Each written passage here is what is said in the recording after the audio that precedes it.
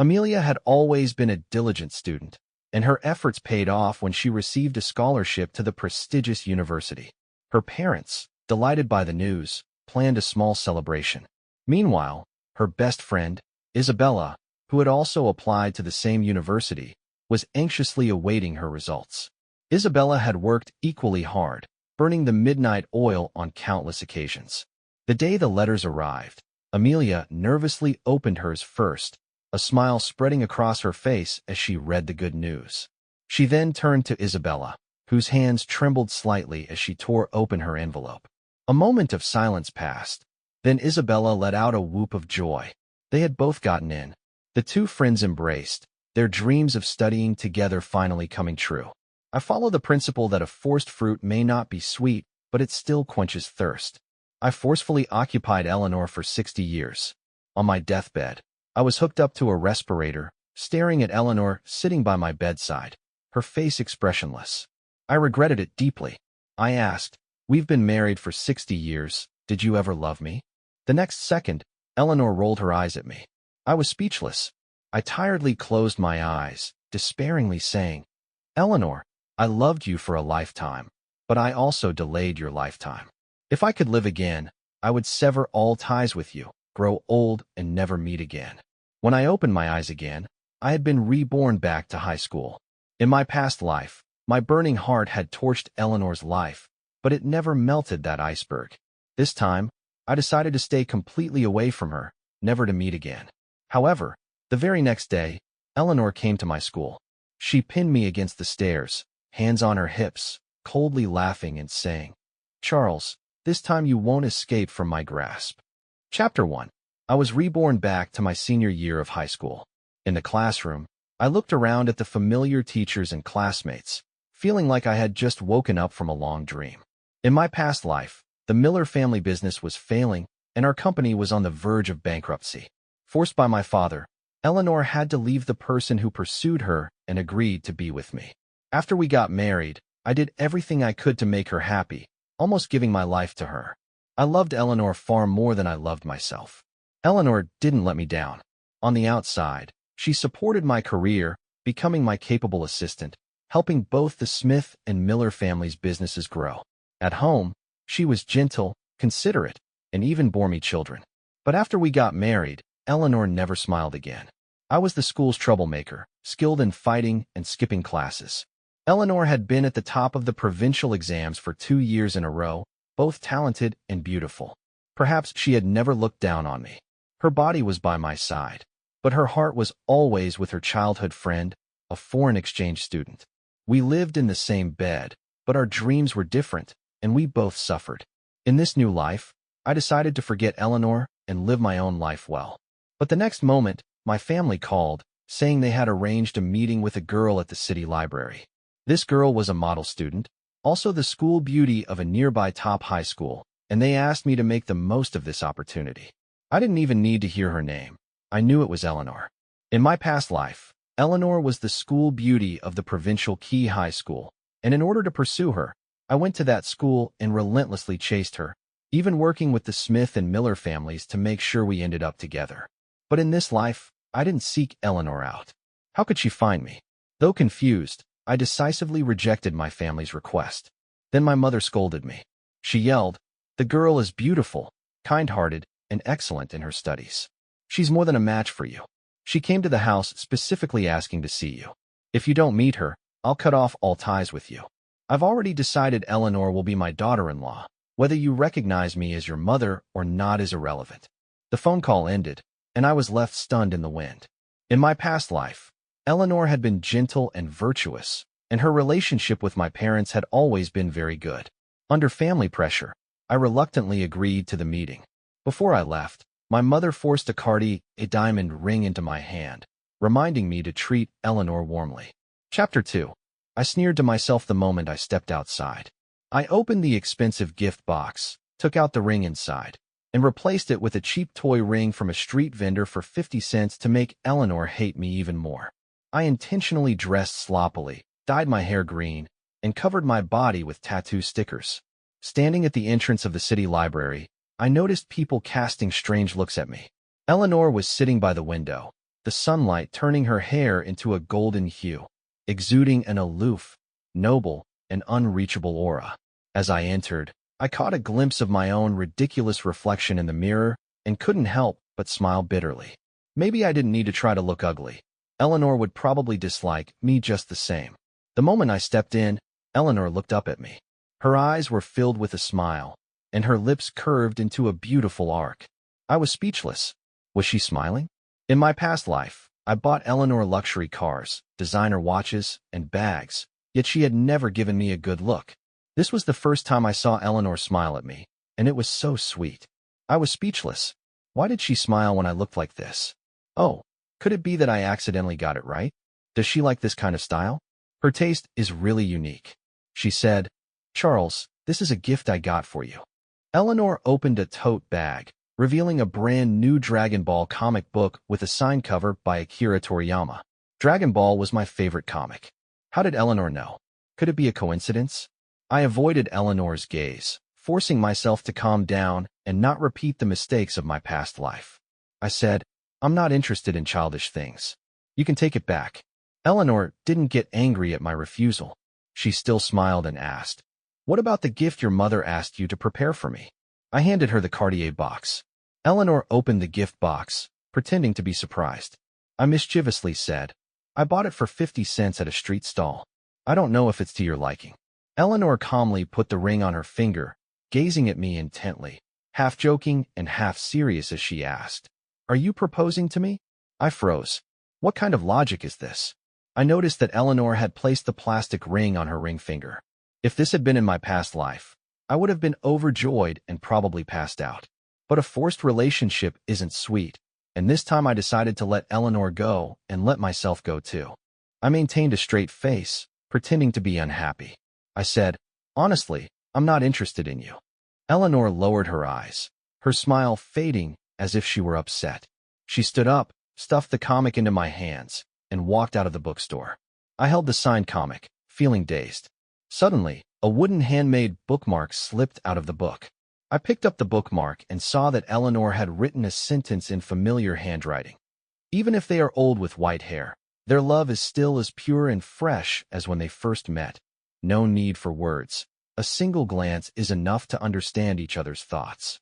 I gazed at Eleanor's retreating figure, my emotions complex. She never took off the ring I gave her, not even when she left. What Eleanor's intentions were no longer mattered. From now on, we owed each other nothing, and we would never meet again. The next day at school, I was stunned when I saw Eleanor standing at the podium. How could she be here? Eleanor was accompanied by her childhood friend, David, a foreign exchange student. The two of them stood at the front of the class, looking like a perfect match. The homeroom teacher introduced them. "These two are new transfer students, and they'll be spending their senior year with us." Amid the applause from the class, Eleanor and David introduced themselves. Chapter 3. Both of them had impressive resumes, especially David, who had gone abroad to study for 3 years as a math genius. During those 3 years, he won countless international awards and returned to the country filled with honors. I sat in the last row, in the corner by the wall, dozing off. One of the guys in the front row poked my arm and said, "Charles, the new girl is really pretty, fair skin, beautiful face. She's definitely your type." I glanced at him impatiently and said, "Get lost." The teacher pointed at one of them and said, "You move back, make space for the new student. You two have good grades. Sitting together will help you motivate each other." I was feeling irritated. No matter what, in my past life Eleanor was my wife. Seeing her sitting with another man, all lovey-dovey, made me feel uncomfortable, a pain I couldn't put into words. Unexpectedly, in the midst of envious glances from the others, Eleanor walked over to me, holding her backpack. She still had that sweet smile on her face as she said, "Charles, please move aside. I'm going to sit next to you." David at the podium was stunned. He said, "Eleanor, if you sit next to him, what about me?" Eleanor didn't even turn her head and replied, "Do whatever you want. It's none of my business." I didn't pay any attention to her and just laid my head down on the desk, quickly falling asleep. When I woke up, I found a blanket draped over me. Eleanor was sitting next to me, resting her chin on her hand, smiling at me. She said, "I even brought a pillow for you. Do you want to use it?" I was stunned. I quickly grabbed the blanket and shoved it back. The guys in the back row were all grinning mischievously, but Eleanor didn't mind their teasing at all. Soon, the bell rang for class to end. David walked over to Eleanor's seat, looking furious. He said, "Eleanor, we've known each other since we were kids. You won't sit with me, but you're sitting with this trash from the back row." I didn't care about David chasing after Eleanor, but he shouldn't be spewing nonsense about me. I grabbed David by the collar and asked, "What the hell did you say?" A few of my friends stepped forward, ready to fight him, but David wasn't afraid at all. With an air of superiority, he said, "You guys in the back row, always messing around and never studying, aren't you just trash in society? If you dare touch me, I'll go to the teacher and get all of you expelled." With the college entrance exams approaching, none of us wanted to get into trouble for fighting. I stopped my friends and let go of David's collar.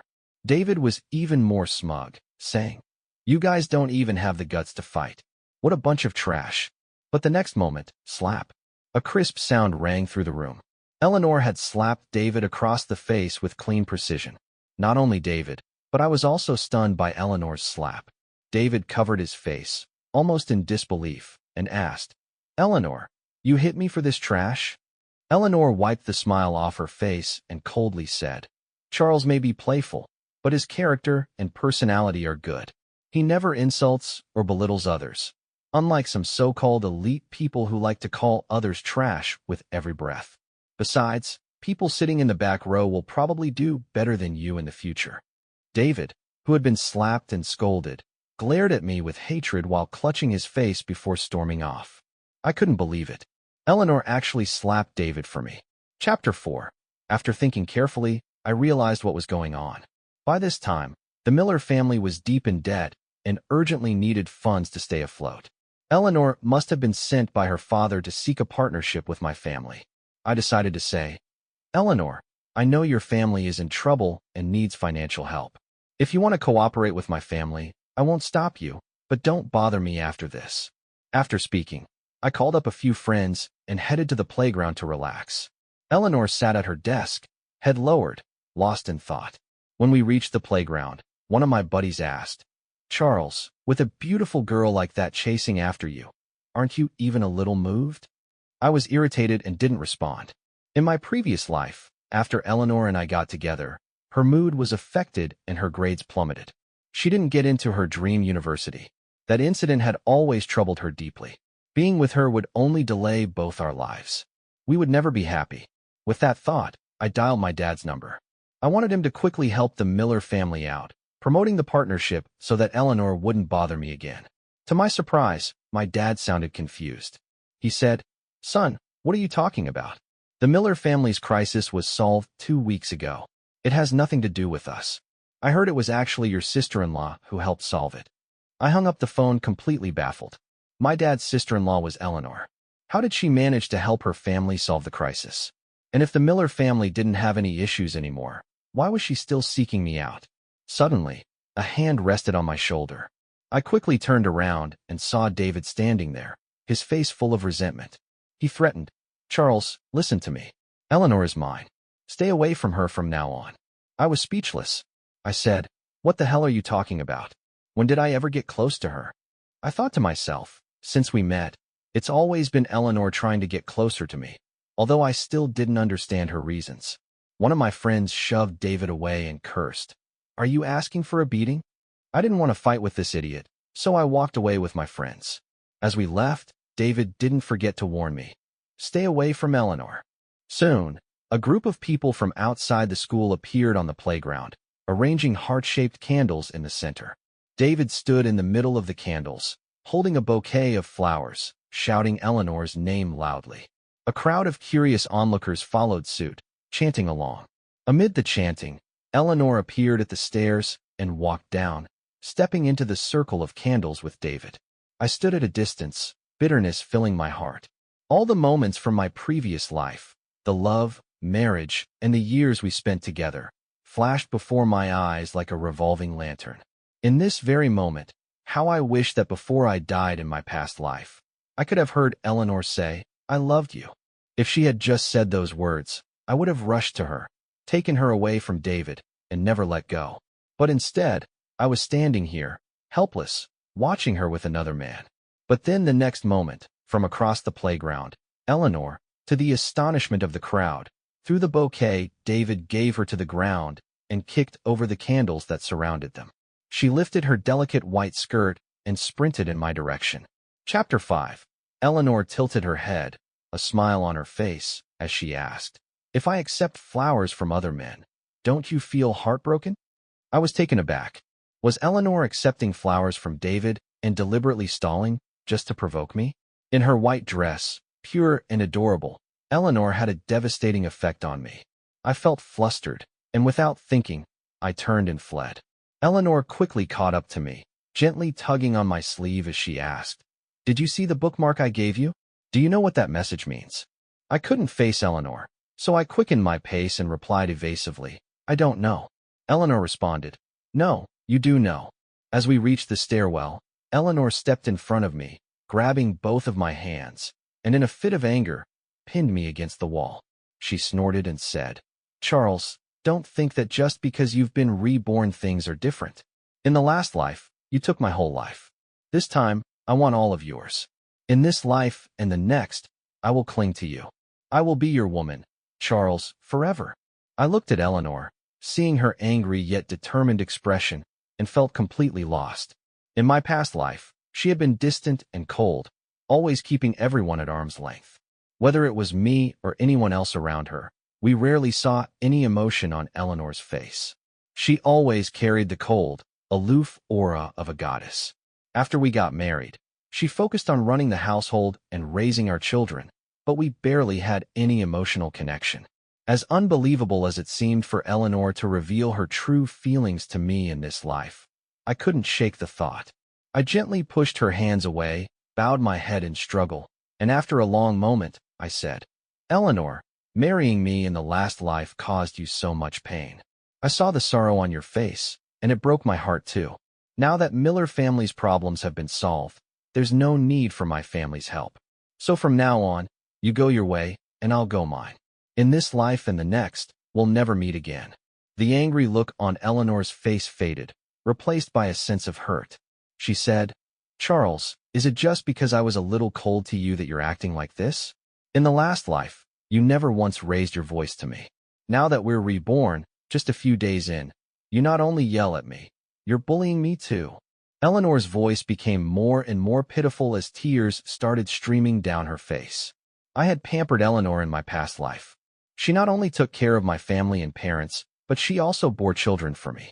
If there was no love, it would have been impossible. The reason I was rejecting Eleanor wasn't because I didn't care about her. I just didn't want her to go through the same painful life again, marrying someone who didn't love her and suffering for a lifetime. I turned to leave, waving my hand as I said, "When you get back, I'll move your seat next to David. From now on, don't come near me." Eleanor stopped me again, her voice full of anger as she said, "Charles, why are you rejecting me? Have you changed your heart in just a few days since we've been reborn?" I couldn't face Eleanor, who was crying uncontrollably. If I did, I'd probably soften and give in. I bypassed her, saying as I walked away, "My heart hasn't changed. Yours hasn't changed either." Chapter 6. My eyes are full of you, yet your heart has never had me. In this life, I'm tired. I've given up. I'll find an ordinary girl who sees only me and live a simple life. Eleanor stopped chasing me, but I could faintly hear her sobbing. A few times I almost turned around to hold her, to try and rekindle what we once had, but for her happiness and for my own sanity, I forced myself to return to the classroom. I packed Eleanor's bag and moved her seat to David's. After finishing everything, the bell for afternoon self-study rang. David, with a disheveled appearance, entered the classroom. When he saw Eleanor's bag on the empty seat beside him, his face turned bright red with excitement, looking like a pig that had been stewed. Eleanor entered the classroom with a gloomy expression, silent, and instinctively started walking towards my side. Excited, David stepped in front of her. He said, "Eleanor, I knew you wouldn't refuse me earlier. You were just too nervous, that's why you ran away shyly. You regret it now, so you moved your seat next to me, right?" Eleanor shot David an angry look and pointed at her bag, asking, "Who did this?" The whole class was buzzing, gossiping, trying to figure out who moved Eleanor's stuff. In all the years I've known Eleanor, I've never seen her this angry. I couldn't understand why she would be mad that I helped her sit with her childhood friend, David. In my previous life, if Eleanor ever got angry, I would always apologize no matter what. Seeing her hands tremble, I was once again submissive, just like before. I stood up obediently. I said it was me. David and the rest of the class looked at me with disbelief. The next moment, slap. Eleanor slapped David hard across the face. David, holding his burning cheek, looked completely stunned and aggrieved, asking, "Eleanor, why are you hitting me? He's the one who moved your bag." Eleanor coldly replied, "If you ever bother me again, I'll hit you again." She grabbed her bag, stormed over to me, and stopped in front of me. I took a step back and said, "Well, you hit him, so you can't hit me now, right?" Eleanor threw her bag down in front of me, fuming. "Put everything back in its place immediately." My friends in the back looked at me. In high school, I was known as the troublemaker. If I had any conflict with someone, it was always solved with fists. So when I stood up, everyone cleared out, not wanting to get caught in the crossfire. But the next moment, I obediently opened Eleanor's bag and placed her books back in the drawer. I arranged her stationery and notebooks neatly as they were before. Then, with a smile, I asked, "Miss Miller, is this okay?" The guys in the back looked at me with scorn. Eleanor, still fuming, sat down and said, "If you do this again, I really will be angry." Chapter 7. I instinctively let out a sigh of relief. In my past life, I never saw Eleanor this angry. She was always cold and distant, never losing her temper. Seeing this drastic change in her mood made me genuinely afraid. Moreover, I couldn't bring myself to hurt a single hair on her head. One of my friends, wearing a mischievous grin, leaned over and asked, "So you're learning to care for your wife now?" I shook my fist and replied, "I can't hit her, but you think I can't hit you?" During self-study, the homeroom teacher suddenly pushed the door open. A 60-year-old woman with a grim face slapped the podium loudly. She said, "Who confessed on the playground this afternoon? Stand up." Both Eleanor and David stood up at the same time. When the teacher saw them, her attitude immediately softened, and she even smiled. She said, "Oh, it's you two. You both have good grades, but this is the critical moment for the college entrance exam. You can't let early romance get in the way of your studies." Eleanor retorted, "Teacher, I'm not in a relationship with him. He's the one who keeps bothering me even though he knows I like someone else." The teacher was stunned and asked, "Eleanor, can you tell me who the person you like is?" Without hesitation, Eleanor pointed straight at me. The teacher's face darkened again. She scolded, "Charles is the troublemaker of the class, always slacking off. How could you associate with someone like him?" Eleanor stood her ground and replied, "Teacher, I don't think grades represent everything. Compared to grades, character is what matters most." A group of students with bad grades in the back suddenly cheered. The teacher's face twisted in disgust, like she'd just eaten a dead fly. She pointed at us and angrily shouted, "Both of you, go stand in the office now." I was unjustly dragged into this and had to go to the office with Eleanor. On the way, I sensed something odd in Eleanor's words. I asked, "Eleanor, when you said character is more important than grades, does that mean David's character has issues?" Eleanor nodded, "Yes." When she mentioned David, Eleanor didn't hide the disdain in her eyes. She said, "I've known David for a long time. He's never been serious about life. When he was studying abroad, he even got a girl pregnant. Later, the girl managed to get a visa and came to find David, but he completely denied everything. That girl couldn't afford a plane ticket back to her country, almost committing suicide in the hospital. It was only because I couldn't bear to watch that I helped that poor girl return home." I suddenly understood. "So all those times you were running to the hospital because of David's situation, it was because of this?" Eleanor said, "Otherwise." A wave of regret washed over me. When Eleanor had told me she was going to the hospital because of David, I thought it was because he had fallen ill and she had gone there to take care of him. When I was sick, I always went with the housekeeper, but when David was sick, Eleanor would drop everything and go take care of him for half a month. Every time I thought of this, my heart felt like it was being torn apart. After everything was cleared up, Eleanor's eyes grew even more sorrowful as she said, "So in your heart, I'm just that kind of loose woman." I quickly waved my hand. "I've never said that." Chapter 8.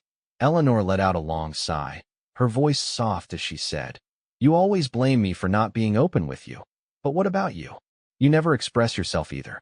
When something happens, you always overthink it in your mind, but never take the time to ask me directly."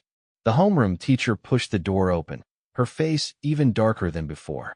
She scolded, "I told you two to stand in the office to reflect, not to flirt and talk about love. Do you even realize what you've done wrong?" Neither Eleanor nor I said anything. After all, we were just in a relationship. It wasn't like we'd done something terribly wrong. I had never seen anyone fail to get into a prestigious university because of being in a relationship, nor had I seen anyone get in just because they weren't in one. The homeroom teacher scolded us for a while, but neither Eleanor nor I reacted. She trembled with rage, shaking as she pointed at us, and yelled, "Tomorrow at the school assembly, you two will each write a 3,000-word self-criticism and read it out loud on stage. If you don't, I'll record it as a major disciplinary action." We remained indifferent. With our grades, we could get into any school we wanted, and unless we were expelled, no disciplinary action would affect us. After school, the housekeeper had already parked the car outside. At that moment, my mom called me, saying they had made a big feast at home and wanted me to bring Eleanor along. Although Eleanor and I had cleared up some misunderstandings, 60 years of distance between us couldn't be erased so easily. But in this life, I was willing to give Eleanor another chance, and myself one as well. I asked, "We're having a family dinner tonight. Do you want to come along?" Eleanor didn't answer directly. Instead, she smiled and asked, "Are you inviting me?" Before I could respond, the sound of a motorcycle revved up in the distance. David, removing his helmet, once again clung to Eleanor like a stubborn piece of gum, relentlessly pestering her. He said, "Eleanor, I'm throwing a party tonight. Do you want to come?" Eleanor hesitated before saying, "Charles, you go ahead. I'll stay here with him." Hearing that, my heart sank. Perhaps she still didn't love me. What she had said to me while we were standing in the office was probably just compensation for the suffering I endured in my past life. I no longer lingered. I got into the car and drove away alone. When I got home, the table was full of delicious dishes, but my parents were still busy in the kitchen. My mom wiped her hands and came out, greeting me enthusiastically at the door. When she saw that I was alone, she asked with a puzzled look, "Where's Eleanor? Why didn't she come with you?" I replied, "She's not coming." Once the meal was ready, my parents sat down. The once lively family dinner felt heavy with tension. My dad, with a somewhat interrogative tone, said, "We've all met Eleanor. Whether it's her personality, temperament, or appearance, she's perfect. She clearly has feelings for you. Otherwise, she wouldn't have come to our house. Did you do something to upset her?" Eleanor refusing to get into my car and staying with David made me feel uneasy. With my parents questioning, my mood only worsened. I said, "Mom, Dad, Eleanor doesn't like me. She's still in love with her childhood sweetheart, and if we end up together, we'll never find happiness." Chapter 9. I then told my parents everything that happened today. Both of them were stunned when they heard my words. My mom hesitated for a long time before she incredulously said, "Eleanor, she shouldn't be the kind of person you're." I was so angry that my hand was shaking as I replied, "If she's not that kind of person, then why won't she even get in my car?"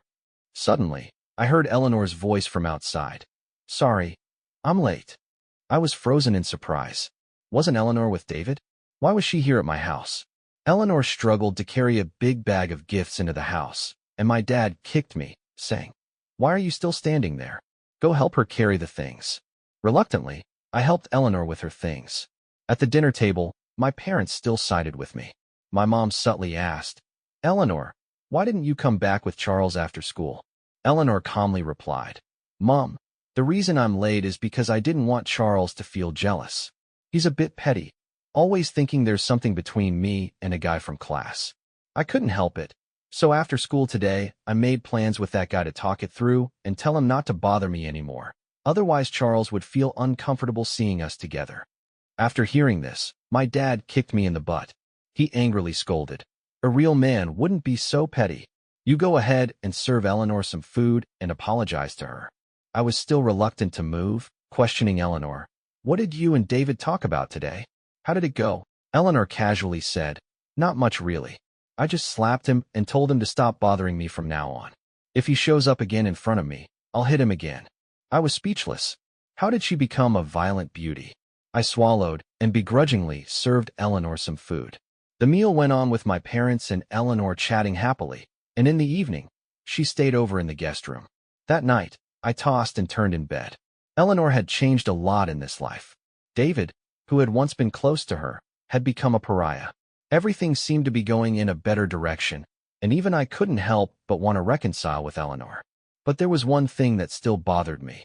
In my past life, I spent 60 years with Eleanor, but I never warmed her cold heart. Now in this life, she was the one actively pursuing me, even clinging to me desperately. How could someone who didn't love me for 60 years suddenly change?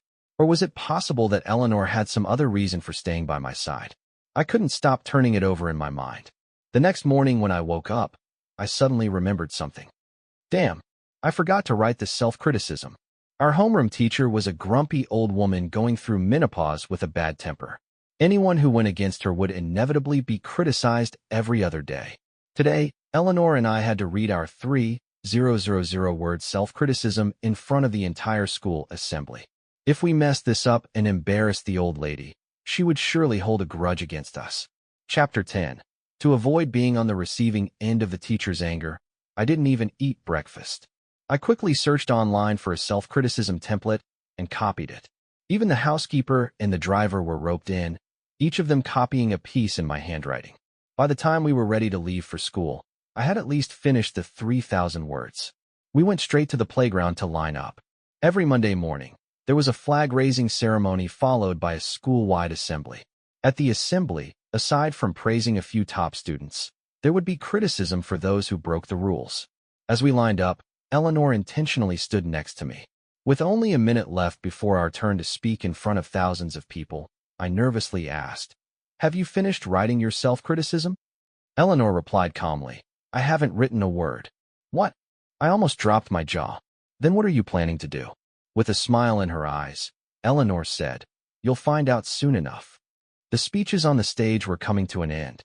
We only had less than a minute left before it was our turn.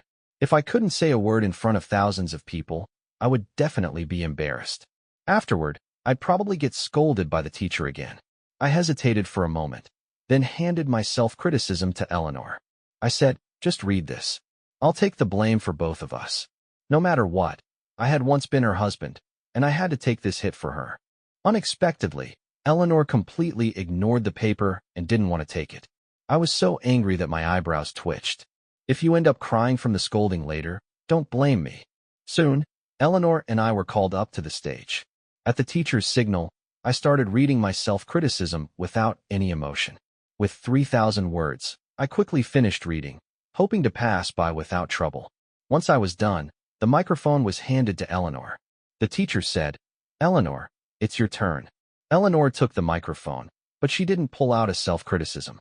She turned to look at me, and in her eyes there was a glint of determination.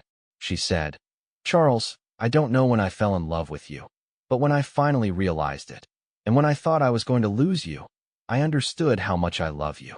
Seeing you lying in bed, about to leave me, I can't even describe the regret in my heart. I wanted to say I love you, but I always felt like I hadn't done enough to deserve it. You gave me 60 years of chances, and I never cherished them. After you left, I regretted every second 1,000 times over, but it was too late. So on the day of your funeral, I chose to come into this world with you." By the time she finished speaking, Eleanor was already in tears. I stood there stunned, as if struck by lightning. Did she just say she wanted to die with me? Eleanor, who had never shown me a kind face in 60 years, was willing to die for me? After thinking it over, it seemed there was only one reason she could be here. Otherwise, how could the healthy and encased Eleanor have passed away within 7 days after my death? When I looked at her again, I suddenly felt my heart tighten. It was as though Eleanor had never truly understood me, just as I had never really understood her. After all, how could someone who didn't love me give me children, stay with me for a lifetime, and never leave? Chapter 11. As I was lost and unsure of what to do, Eleanor grabbed my arm and forcefully crashed into my chest. She leaned in close to my ear, speaking in a voice only the two of us could hear. "In the past life, it was you who pursued me, but I hurt you this badly. This life, let me win you back. As soon as her words fell, Eleanor kissed me in front of thousands of onlookers. We kissed for what felt like more than 10 minutes. This bold move caused the nearby teachers to forget about stopping us. After a long while, when the teachers had seen enough, they finally pulled us apart. We were told that our parents would be notified and that we had to stay home to reflect for a week. During this week of reflection, I wasn't particularly concerned. Although kissing on the stage had practically trampled on school rules, it wasn't exactly a major issue. After all, kissing wasn't illegal. Once the 7 days passed and we returned to school, all we had to do was write another self-criticism. However, the severity of the situation was far worse than I imagined. The week quickly passed, and as I got into the car to return to school, I couldn't help but feel excited at the thought of seeing Eleanor again. After all, it was the first time Eleanor had kissed me so actively in all these years of marriage. But when I returned to school, I found Eleanor's seat was empty. After asking around, I learned that someone had leaked the news of Eleanor's kiss to the media, causing a huge stir. Because of the negative attention, Eleanor had been suspended from school. As for whether her expulsion was inevitable, that was still under discussion. I was shocked and immediately rushed to Eleanor's house to find out what had happened. When I arrived, Eleanor had been crying so much her eyes were red, and she ran up to hug me. The kiss she had given me was now all over the media, and the situation was spiraling out of control. If this became a public scandal, Eleanor would definitely be expelled. In her past life, Eleanor's biggest dream was to attend a prestigious university. Now she wanted to make up for the regrets of her previous life, but if she were expelled, she would never have the chance to achieve that dream. I took Eleanor's hand and promised her that I would handle the situation. In her past life, she had always supported me unconditionally, whether it was business-related matters or family issues. Thanks to her help, I was able to manage the family business successfully. Our children had also excelled in both academics and character, becoming the pillars of the company. This life, it was my turn to support Eleanor. Eleanor curled up in my arms, sobbing like a little drenched kitten. When I returned home, I immediately started investigating the mastermind behind the media hype. Logically, what happened at school shouldn't have caused such a strong social impact. The reason it became a hot topic was because there was someone pulling the strings behind the scenes. Before I could finish my investigation, David found me after class. He secretly called me to an empty staircase. With a sly grin, David said, "Charles, aren't you so deeply in love with Eleanor now? I'm giving you a chance to let her return to class." It was obvious David was behind this. Suppressing my anger, I asked, "What do you want?" David arrogantly replied, "I want you to admit in front of the media that it wasn't Eleanor who kissed you, but that you assaulted her." Chapter 12. What a vicious scheme. If I followed David's demands, not only would I be expelled, but I'd probably face criminal charges and leave a permanent record. Furious, I clenched my fist to strike him, but he pulled out a hidden camera from his chest pocket. David arrogantly taunted, "Go ahead, hit me if you dare. I'll just tell the teachers afterward." I reluctantly lowered my fist and turned back toward the classroom. In the following days, I began using the Smith family's influence to suppress the media storm that David had stirred up with his money. The situation quickly cooled down, and no one seemed to care about it anymore. Soon after, my father allocated funds to build a new library on an abandoned piece of land at school. Once these two things were done, the school canceled Eleanor's suspension, allowing her to return to campus. David, on the other hand, didn't escape his fate from the previous life. He was expelled after getting into serious trouble while studying abroad. The college entrance exams soon arrived. Eleanor and I both achieved excellent scores and were admitted to Tsinghua University, becoming alumni. The regrets from our past lives were finally resolved, and we could make up for them in this life.